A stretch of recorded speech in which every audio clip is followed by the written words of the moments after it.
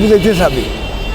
তাহলে এই সরকার যদি নির্বাচনের আগে যদি এই সংস্কারটা কইরা যায়, বিচারটা কইরা যায়, তত মনে হয় আমার বিবেচনায় দেখা যায় এটা কারো উপরে কোনো দোষারোপ হবে না, তাতে কারো দোষ দায়ীও দিতে পারবে না। সে একজন নিরপেক্ষ সরকার, অন্তর্বর্তী সরকার।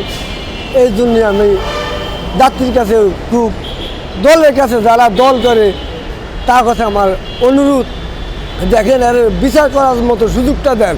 যদি বিচার করতে সুযোগটা না দেন, যে কোনো দল একটা ক্ষমতা আসবে, আসলে তারা যদি বিচার শুরু করে তখন এরা বলবো যে আমাদের উপরে প্রতিহিংসা শুরু হয়েছে, আমাদের উপরে প্রতিহিংসা করতে আছে।